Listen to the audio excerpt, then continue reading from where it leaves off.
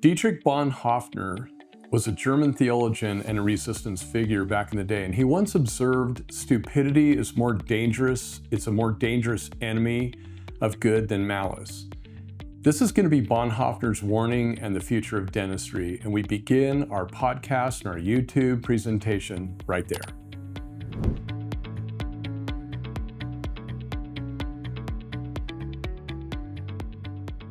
Today's presentation has actually been an ongoing study, research. I was actually listening to a talking head several months ago, and he brought up this guy named Bonhoeffer, and I actually started studying him, looking at him and who he was. Angel Studios actually did a movie about him. I watched the movie. I thought, wow, what an interesting individual.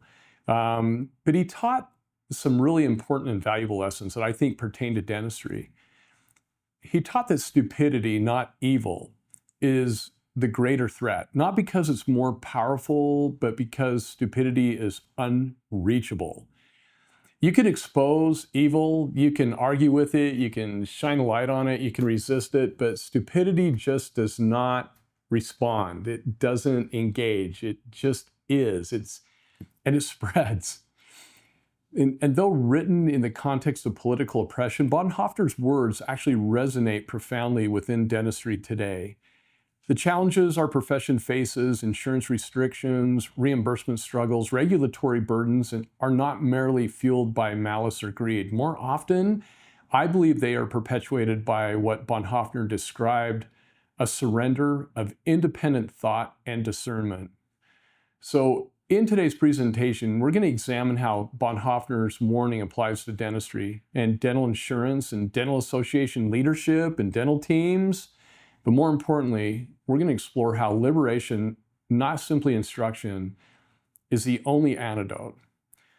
I want to talk about stupidity versus malice in dentistry, because in Bonhoeffer's framework, stupidity is not an absence of intelligence. We're not stupid. But dentists and association leaders are among the most educated professionals in society. Instead, stupidity is a moral failure. The willful refusal to think critically. It is intellectual cowardice, or the surrender of discernment to groupthink or slogans or ideology. And we hear its voices common, and they state like, drop dental insurance plans and everything will improve, or submitting higher fee for service fees will force insurance companies to raise reimbursements, or a PPO contract prohibits you from charging patients more for better technology, materials, or medication. But none of those are grounded in truth or fact, and they are not nuanced arguments. They are slogans or sound bites or oversimplified narratives that discourage questioning and stall progress. Intellectually convenient, but professionally paralyzing, in my opinion. When adopted without examination, they lock practices and associations into these cycles of frustration or stagnation. And when adopted uncritically, they spread like a cancer in the profession.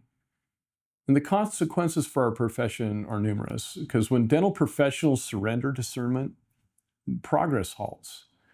The consequences ripple across every level of the profession when stupidity overcomes thought leadership. And when thought is surrendered, my friends, dentistry suffers in multiple ways. For the dentists, practices will remain trapped in outdated models of care and reimbursement. Just look at periodontal disease. Is it cured, or is it forever supervised neglect? How about innovation is stifled as many providers fear stepping outside of the status quo? And financial health suffers as practices fail to charge appropriately for high-quality products and services. Instead, we just believe these little anecdotes of, you signed a contract, you can't charge more, even though right in the contract of most plans it allows you to. For dental teams, the team members lose confidence in advocating for better care options because they're taught that status quo statement all the time. And staff burnout increases when they feel powerless against the way things are. This is how we've always done it. Or a culture of compliance replaces a culture of excellence. We see that all the time when team members try to learn something new and the Yanindis emerge. Yeah, no, I'm not doing it. That's an acronym, Yanindi, okay? Those need to be replaced. For dental associations, associations risk irrelevance by clinging to antiquated policies. I see it in the networking groups all the time. It's time to stop, beating up fluoride or hygienist acts or, I don't care what the teeth looked like in some prehistoric animal and what their mating responses were in primeval man based upon the tooth structure they see. And I've seen those articles written in the ADA morning huddles. They're irrelevant compared to what we experience in practice. Leadership may prioritize political comfort over bold advocacy. We just got off the phone just this last week with an individual with the ADA on insurance, and he kind of started out with, well, you signed a contract, there's nothing you can do. And man, I put an absolute stop in him and I said, oh, there's a lot of things we can do, and don't use that as an excuse ever to us again here in Utah. With the laws that Tracy and I have accomplished here in Utah for dentists and dental team members and protecting the rights of the patients, no, there's a lot that can be done legislatively. Stop being fragmented and pass on what Tracy and I have done here in Utah to other associations. Tracy and I have worked with other associations, and it does work, but it needs to be more large scale. Members disengage, sensing that their associations echo slogans rather than promote meaningful change. Again, nobody wants to do insurance reform or hit it hard and fast. They talk a lot about it, but it's just like MLR. Has that moved the needle, the minimum loss ratio? No. How about the McCarran-Ferguson Act and overturning it? Has that moved the needle for everybody in private practice? No. So enough of the slogans. And for patients, patients are denied access to the best care possible. We actually saw that with a particular CEO of an insurance plan in a state just north of us here. He doesn't care. He doesn't care that patients are given an option between LEPAT and MEPAT services. He is controlling and forcing the dentist on his plans to not offer that choice. And then he'll talk out of the other side of his mouth and say, well, we're not telling you how to practice dentistry. Well, actually, yes, sir, you are. You're financially holding me back because I'm not going to give away more of dentistry, more expensive products, materials, medication, technology to patients if I can't find a way to be reimbursed for it. So in essence, yeah, directly and indirectly, whatever you want to call it, you're definitely holding me back. Choices are limited by these artificial rules rather than clinical judgment. Trust erodes when patients perceive that dentistry is driven by contracts rather than care, or in short, the refusal to think critically does more damage than malice could ever accomplish. So there's a barricade to these slogans. One of the clearest examples is the resistance to charging PPO and even fee-for-service patients additional fees for those premium products and materials and technology. Despite evidence, despite proof, despite successful case studies, many still cling to the barricade of slogans. The contract doesn't allow it. Patients won't accept it. It's not worth the risk. But these positions are not the result of reasoned analysis. They're symptoms of Bonhoeffer's stupidity or a chosen refusal to think. And once a slogan has been absorbed, it becomes an emotional alliance. Whether it's on the side of the dentist or the side of what I believe is a stupid and malice aligned CEO of an insurance plan. It's no longer about truth, but about belonging to a tribe or defending an ideology or avoiding discomfort. For the CEO of the insurance company, the discomfort is clients realizing that their insurance plan is just a dental benefit plan and they want to come across as an insurance plan. You're never going to be an insurance plan with the premiums that you collect. So why not allow dentists the opportunity to let fair market systems control the quality of care that they can provide to the patient instead of you trying to Mr. CEO, control dental care through a socialistic or what I term as a communistic policy. That's ridiculous.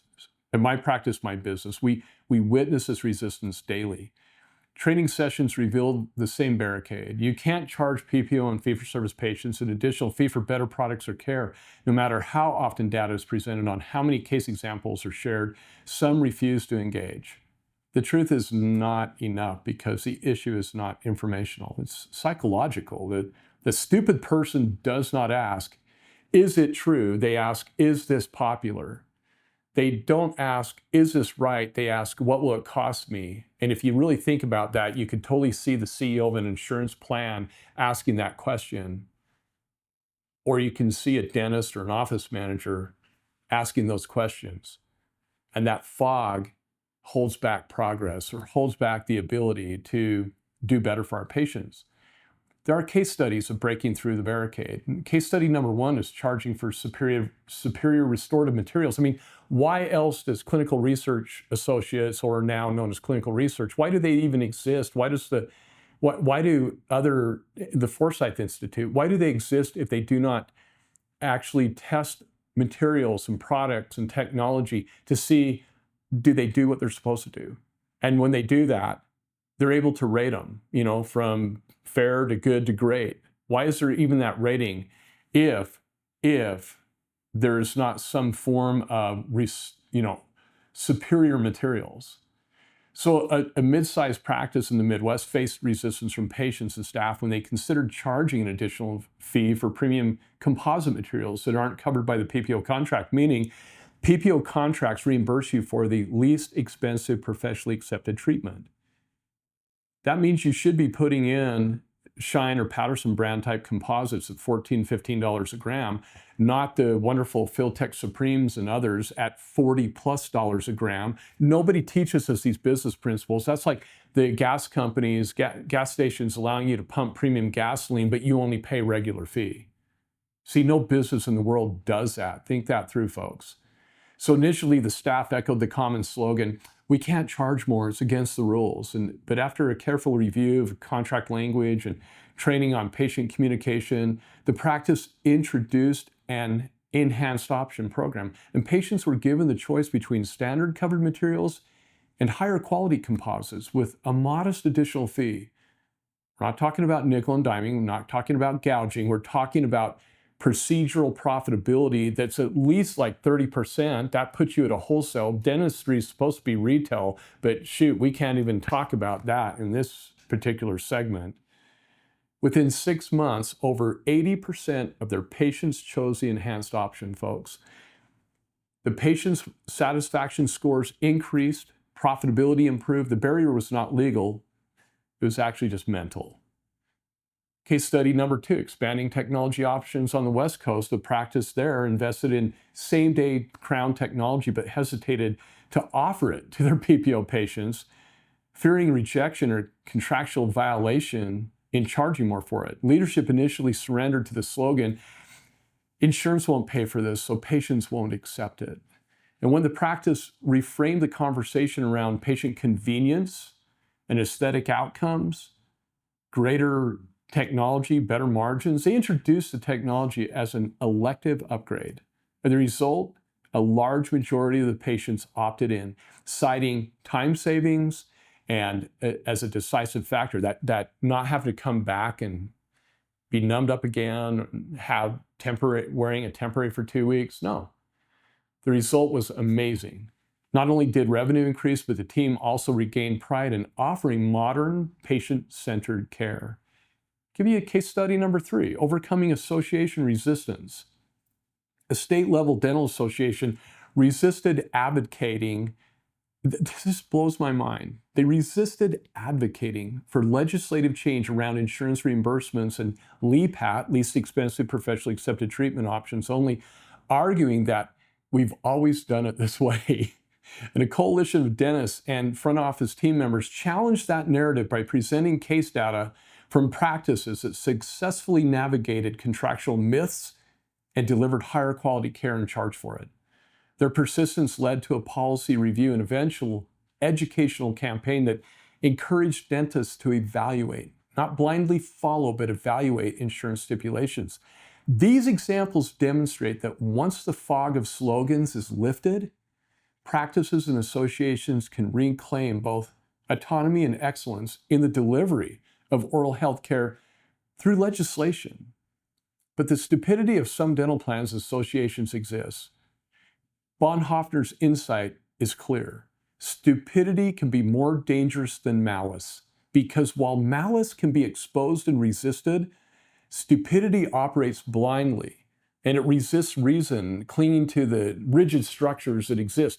And this is exactly what we see with some dental insurance plans in a handful of states that continue to deny patients the freedom to choose upgrades and value-added services. And despite the fact that many other dental plans across the country have already allowed such flexibility, it's right in their contracts, right in state laws. And what prevents patient choice is not necessarily malice, but an entrenched, short-sighted refusal to adapt. This institutional stupidity harms patients by stripping away their agency. It stifles innovation in dental care, and it creates a needless inequities across state lines. And Tracy and I have been on the forefront of these lines, battling these battles. We were instrumental in persuading Delta Dental of Idaho to respect patient choice in treatment options. Yet Delta Dental of Washington and Wyoming refused to adopt upgrading policies that empower patients and participating dentists. In those cases, we witnessed not just stupidity, but also malice from certain plan leaders, an unholy mix that undermines trust in the profession. Patients and dentists alike are grateful to the plans that do respect the freedom to choose and pay for upgraded services. Delta Dental of Utah, California, Texas, and 12, 13 other states, regions, Blue Cross, all these companies, because they understand the oral healthcare decisions belong to the patient, not the insurer. And I applaud all of you dental plans that allow that. Unfortunately, some dental plans simply do not care about the communities they claim to serve. And worse still, some dental associations, compromised by financial influence of third-party payers through convention sponsorships and other support, have failed their own members by aligning more with insurers and their interests than the dentists and the patients they serve. Why instruction is not enough? Dentistry often tries to solve these challenges with more information. We produce webinars, white papers, lectures. We share proof, we publish research, and yet nothing moves. Why? Because Bonhoeffer reminds us that stupidity cannot be reasoned with. You cannot debate someone out of a fog they choose to enter. You cannot instruct someone who has abdicated the responsibility of thought. The profession does not need more information. It needs more liberation. And hats off to the Idaho State Dental Association, their leaders, dentists in the state of Idaho, our clients and non-clients, and Delta Dental of Idaho, who came together to be able to give patients choice and not put the financial responsibility of free dentistry being emitted by the dentist, the team, and cost shifting from fee-for-service patients and higher paying dental plans to pay for the clients of Delta Dental of Idaho. Cost shifting is so unethical. And Delta Dental of Idaho is now coming to an agreement with the Idaho Dental Association, working together. I just hope and wish they adopt the language that Delta Dental of California, Utah, Texas, and 12 other states, I hope they adopt that language and not try to bastardize it. That language in their contracts is absolutely perfect.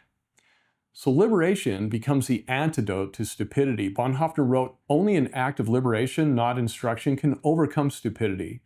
You apply that to dentistry, and liberation means freeing ourselves and our profession from mental captivity, is what I call it.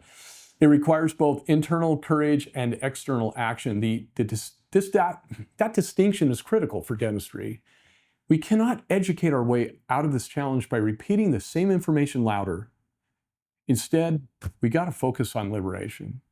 The key aspects of liberation in dentistry means emancipation, setting practices free from myths that limit financial growth and patient care, freeing dentists and teams from the captivity of outdated mindsets, the status quo, Yanindi syndrome, yeah, no, I'm not doing it.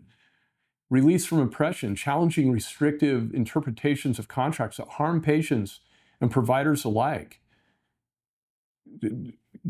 Gaining legislation, passing laws that release that oppression. And self-determination, meaning restoring autonomy to practices, empowering them to define standards of excellence, and collective struggle, meaning building a professional movement with dentistry that replaces slogans with truth and courage. And internal change, awakening the courage within individual dentists and teams to think critically, to challenge assumptions and lead boldly. Effective leadership fosters beneficial change, and ineffective leadership harbors the status quo, resulting in stagnation. I just want to state one thing about internal change. In the state of Idaho, it was an intern director and an office manager from a dental practice that started that change, that planted the seeds of awakening, that made all this going on with Delta Dental of Idaho and the Delta and this Idaho State Dental Association. Those two started it all, and we applaud them.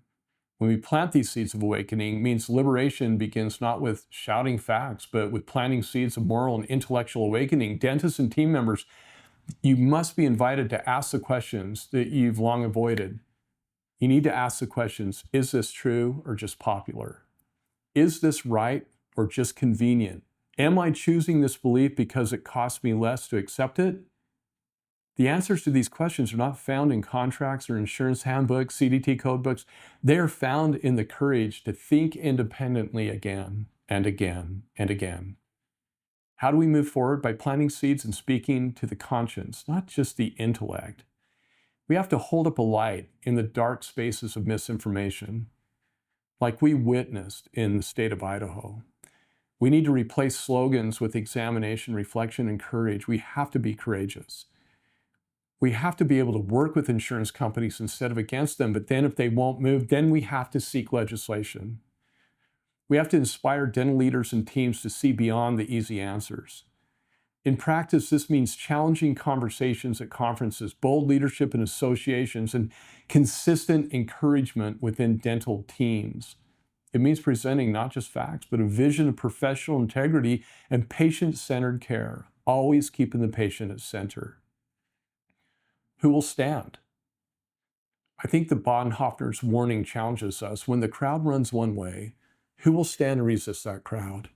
In dentistry today, that stand has to be taken against those slogans, against the groupthink and the willful surrender of thought that stifles progress, ethical progress. At My Practice, My Business, we choose to stand. We choose to plant seeds and to awaken thought and to challenge barriers and to light the path toward a liberated profession, because the future of dentistry depends not on what's popular, but what's right. Not all crowns are created equal. Not all implants are created equal. Not all bonding agents and composites and technology are created equal. They all have varying costs of goods and direct operating costs associated with them to apply them into our practices. Price points should never be the same. In conclusion, the threats facing dentistry are real, but the greater danger lies not in malice from external forces, but in our profession's own willingness to stop thinking. Bonhoeffer's words are both a warning and a call to action. Stupidity spreads when we surrender thought, but liberation is possible when we reclaim it. As leaders, teams, and associations, the choice before us has never been more clear.